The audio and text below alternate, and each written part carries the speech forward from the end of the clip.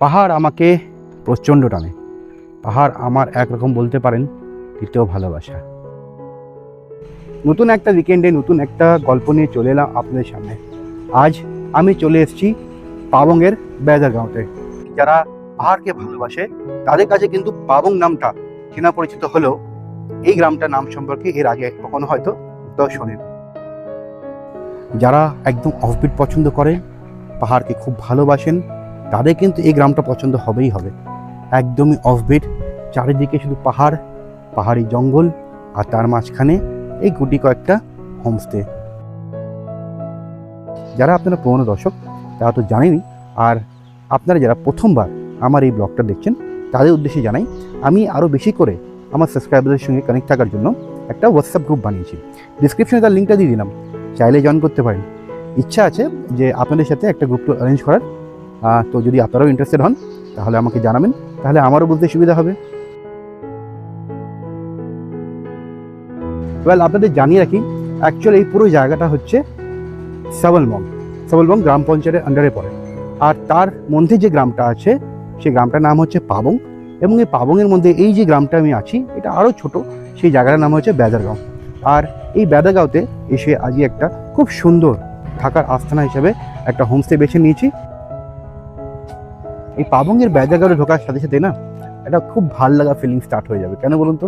চারিদিকে সবুজে সবুজায়ন, এত গাছপালা, বাড়িতে বাড়িতে এত সুন্দর ফুলের গাছ, দেখে কিন্তু আপনার মনটা সতেজ হয়ে যাবে।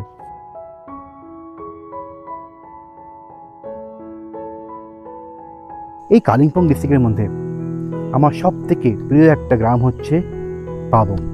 তার কারণ হচ্ছে পাবংটা কিন্তু 3 দিক থেকে পাহাড় দিয়ে ঘেরা, আর একদিক কিন্তু পুরোটাই ওপেন স্কাই। তারপরে কিন্তু কোনো বাড়ি ঘরদোর বা হোমস্টের কোনো জঞ্জাল নেই। আর এখানে থাকতে গেলে একটা রাত্রিবাসের আস্থানা তো চাই, তাই আজকে বেছে নিয়েছি পাবং ভ্যালি হোমস্টে, যা বেদারগাঁওয়ের পাবংয়ের মধ্যেই অবস্থিত। আপনারা যারা একটু অল্প ট্রেকিং করতে ভালোবাসেন, বার্ডস লাভার হন, তাদের জন্য কিন্তু পাবং একটা আইডল জায়গা। তার কারণ এই হোমস্টের ব্যাক সাইডে কিন্তু একটা জঙ্গল আছে। এই জঙ্গলের ভিতরে কিন্তু একাধিক পাখি আছে, ফলে আপনারা একটু হালকা ট্রেকিং করে উঠে এই জঙ্গলের ভিতরে বেশ যে সমস্ত পাখিগুলো আছে তাদের কিন্তু সুন্দর সুন্দর ফটো কিন্তু তুলতেই পারেন।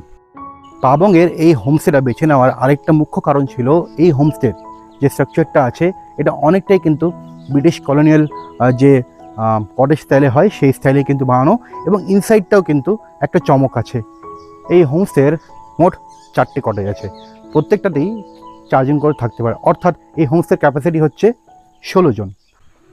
এই 4টে কটেজই কিন্তু একই স্টাইল, একই এমিউনিটি, সব কিছু হুবহু সেম টু সেম বলতে পারেন। একটা কটেজ কিন্তু আরেকটা কটেজের কপি পেস্ট। তাই আপনারা যদি আমার রুমটা দেখে নেন তাহলেই কিন্তু বাকি রুমগুলো আপনি বুঝতে পেরে যাবেন। চলুন তাহলে আমাকে যে রুমটা অ্যালোকেট করা হয়েছে একটু রুমটা দেখিন, আসুন তাহলে। ওয়াও, রুমে ঢুকেই আপনার কিন্তু এক নজরে পছন্দ হয়ে যাবে। পুরো রুমটা কিন্তু সুন্দরভাবে গুছানো এবং পরিপাটি করে সাজানো, চারিদিক থেকে বম্বুর একটা কাজ করা আছে, প্লাস ওদিকে একটু উইন্টেজ স্টাইল, মানে ব্রিটিশ আমলে যেরকম ঘরে মধ্যে চিমনি থাকতো ওরকম একটা স্টাইল করা আছে, তো বেশ ভালো।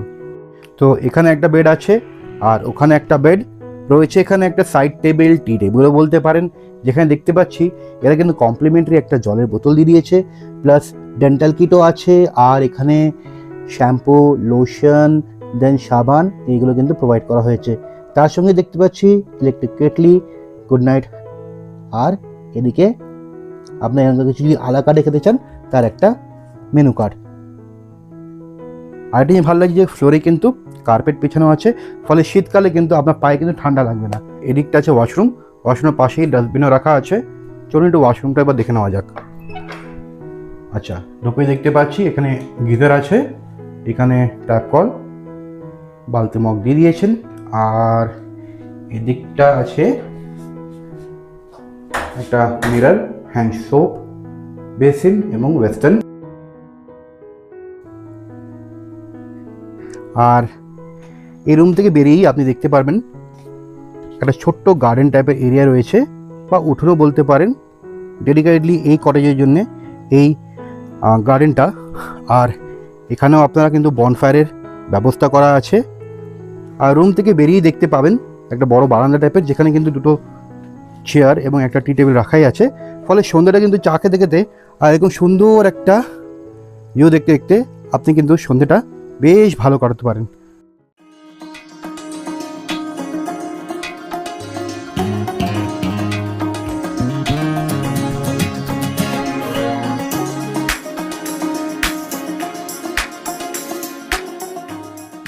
পাবংয়ে আসার প্ল্যান ছিল, কিন্তু এই হোমস্টেটা না, এখানে এসেই যে হোমস্টেটা ভালো লাগলো সেটাকে চয়েস করলাম।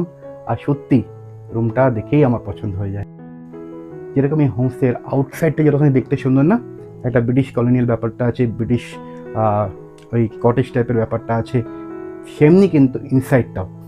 তো ওভারঅল কিন্তু হোমস্টেটা কিন্তু আমার খুবই পছন্দ হয়েছে।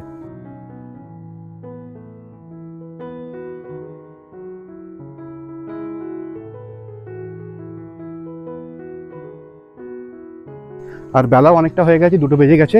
চলুন একটু লাঞ্চটা সেরে আসি।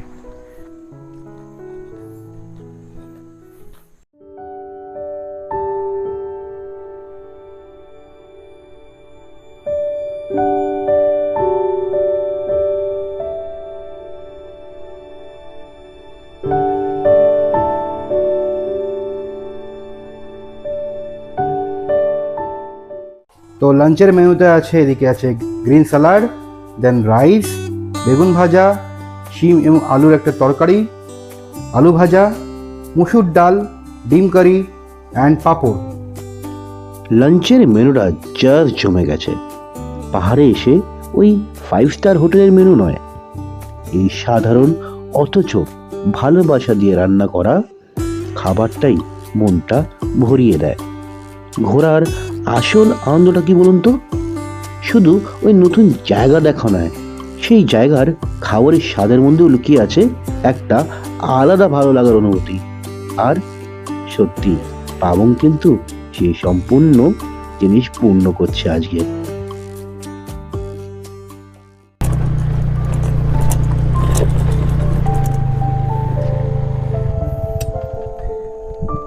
আবারও শিলিগুড়ি থেকে স্কুটি রাইড নিয়ে চলে এসেছি পাবংয়ের এই ব্যাজাগাঁওতে। ওয়েল, আমি এবার স্কুটি নিয়েছি বাইক রেন্ট জোন থেকে। এবার বাইক রেন্ট জোনে কীরকম কী স্কুটি বা বাইক আছে, তার করসপন্ডিং ট্যারিফ কী আছে, এই সমস্ত তথ্য জানতে হলে আপনাকে আমি একটা ডিসক্রিপশনে লিঙ্ক দিয়ে দিলাম, চাইলে দেখে নিতে পারেন, ফলে আপনার বুঝতে সুবিধা হবে।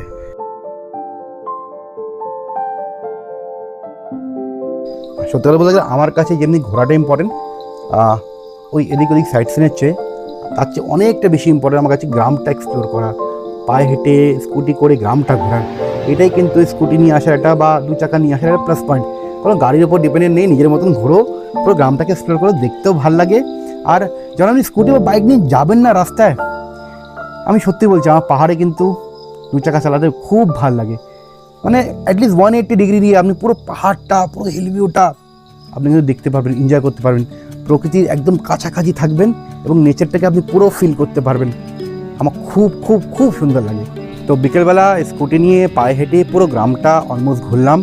সব কিছু তো আর ব্লগের মাধ্যমে ভিডিওতে শো করা যায় না, বাট অপূর্ব গ্রাম।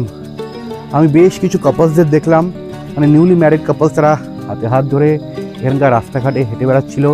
অ্যাকচুয়ালি রাস্তাঘাটের অবস্থা খুব ভালো, আর সত্যি গ্রামটা অপূর্ব সুন্দর। সন্ধে হয়ে গেছে, আর এসে দেখি, মানে আমি ফ্রেশন আপ হলাম, তারপরে দেখি পুরো হোমস্টেটা একদম ওয়ার্ম লাইটে সেজে উঠেছে।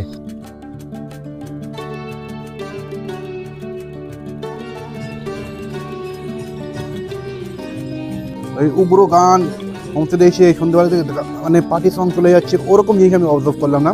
হালকা সফট মিউজিক চালিয়েছে, ঠিক আছে, আর সঙ্গে গরম গরম পেঁয়াজি আর চা, পুরো জমে গেছে পাবং এবার টিপটা।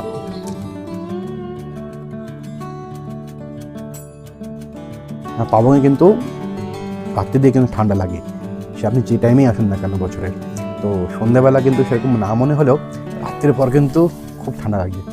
অ্যাটলিস্ট এত মোটা জ্যাকেট না পরলেও একটা পাতলা জ্যাকেট পারলে নিয়ে আসবেন, অ্যাটলিস্ট গরমকালেও।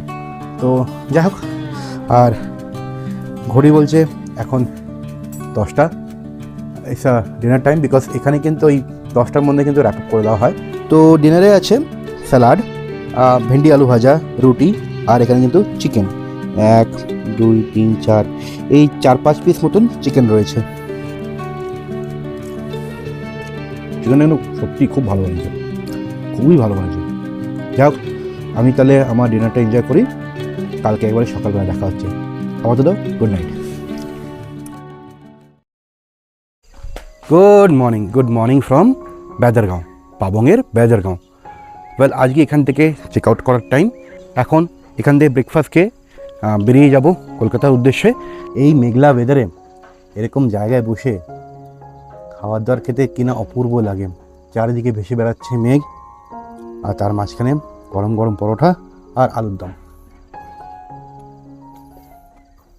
এবার আমার এই পাবংয়ের ট্রিপটা অসাধারণ কেটেছে। গ্রামটা এত সুন্দর না, এর বাইরে আর বেরোবার ইচ্ছা করে না। যাই হোক, আজকের এই পর্বটা এখানেই সমাপ্ত করি। খুব তাড়াতাড়ি আবার দেখা হচ্ছে নতুন একটা এপিসোড নিয়ে। Till that time, goodbye and take care.